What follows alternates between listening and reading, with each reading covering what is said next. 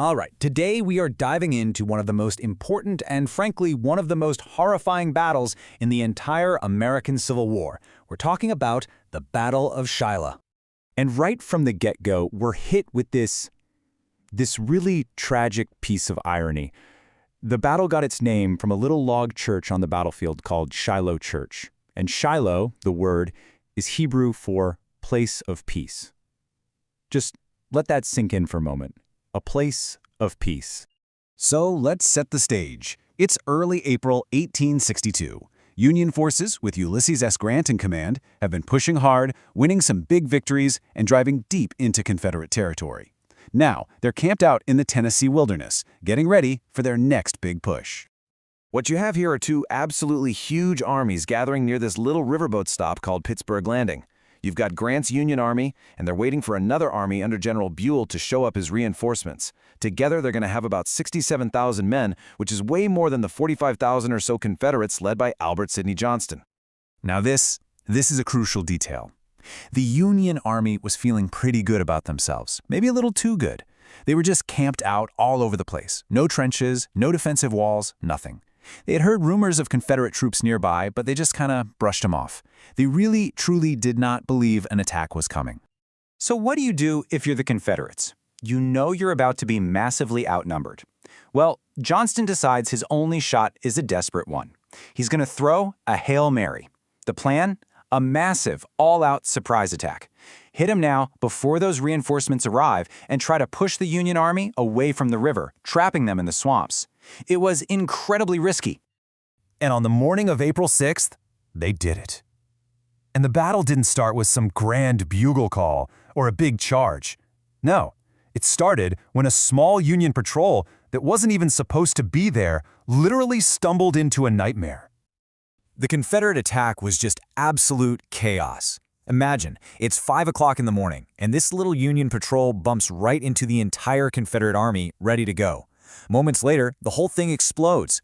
By 9 a.m., thousands of Confederate soldiers came screaming out of the woods, and 2 whole Union divisions just completely fell apart, their camps totally overrun. I mean, this quote says it all, doesn't it? Retreat and save yourselves. You have to remember, a lot of these Union soldiers were brand new recruits. They'd never seen a real battle before. And suddenly, this happens. All discipline just vanished. You had a Union colonel literally shouting at his own men to just run for their lives. And boy, did they. But, just when it seemed like the whole Union Army was about to be wiped out, a small group of soldiers made a stand. And what they did in this one little spot would end up changing the entire course of the battle. It's amazing how history can turn on the smallest things. In this case, it was just an old, worn-out wagon path that had been used so much the ground had sunk down a few feet. But on this day, that simple sunken road became a natural, ready-made trench. It became maybe the most important piece of real estate on the entire continent. And what a stand they made! For about 6 solid hours, this collection of Union soldiers from different shattered units just dug in and refused to budge. They fought off one Confederate charge after another. The fighting was so vicious, with bullets flying so thick and fast, that the Confederates said it sounded like an angry swarm of hornets, and the name stuck, the Hornet's Nest. This incredible defense completely stalled the Confederate attack and bought Ulysses S. Grant precious time.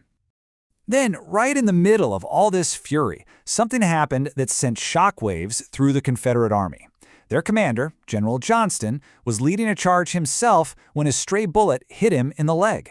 Within minutes, he had bled to death. This was a huge deal. He became the highest-ranking officer on either side to be killed in the entire war. The blow to Confederate command and morale was just devastating. So, the Confederates are getting more and more frustrated. They can't break this one little spot, so they decide to just bring up everything they have. They gathered every single cannon they could find, 62 of them, and aimed them all at the Hornet's Nest. It was the biggest concentration of artillery ever seen in North America at that point. Just imagine that firepower. Well, in the end, nothing could withstand that kind of punishment forever. After hours of attacks and that unbelievable cannon barrage, the Hornet's Nest was finally surrounded. The position fell, and 2,200 exhausted but heroic Union soldiers were forced to surrender. So, okay, as the sun goes down on day 1, things look really bad for the Union Army. They've been beaten back all day, and now they're pinned with their backs to the river. The Confederates are celebrating. They think they've won. But Grant had other ideas. And this quote, this is pure Grant. One of his officers comes up to him, sees the disaster, and basically asks if they're going to retreat. And Grant just says, "Retreat? No. I propose to attack at daylight and whip them." That's the kind of iron will we're talking about. In the middle of a catastrophe, he's already planning to go on the offensive. And here's where the entire battle completely flips on its head. All through the night, while the Confederates were exhausted and disorganized, those Union reinforcements finally arrived. Over 23,000 fresh soldiers showed up. The Confederates, they got barely any help at all. The tables had turned big time. So at dawn on day 2, the Union Army attacks. The Confederates, who thought the fight was over, were completely blindsided. For hours, they fought back and forth over the very same ground from the day before. But eventually, the exhausted Confederate lines just broke. By the afternoon, it was over. They were in full retreat. So the Union won the battle, but the real story of Shiloh, its real legacy, isn't about who won or lost. It's about the cost. The number of casualties that came out of this battle just stunned the entire country, North and South. First, let's look at the Union. Over 13,000 men were killed, wounded, or missing. Just try to wrap your head around that number for a second. And the Confederates didn't fare much better. Nearly 11,000 casualties, a catastrophic loss for their main army out west. And when you add it all up, you get almost 24,000 casualties. 24,000 Americans in 2 days. The nation had never, ever seen anything remotely like this before. And if that total number isn't shocking enough, look at this. The number of casualties at Shiloh was more than all of America's previous major wars combined. The Revolutionary War, the War of 1812, the Mexican-American War, add them all up, and Shiloh was still worse.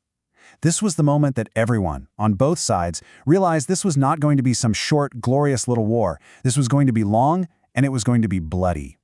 So that's the real legacy of Shiloh. It completely changed how people saw the war. All those romantic ideas about glory just evaporated. They were replaced by this awful, grim new reality. It forced the entire country to ask a really hard question. What does victory even mean? And what price are we willing to pay to get it?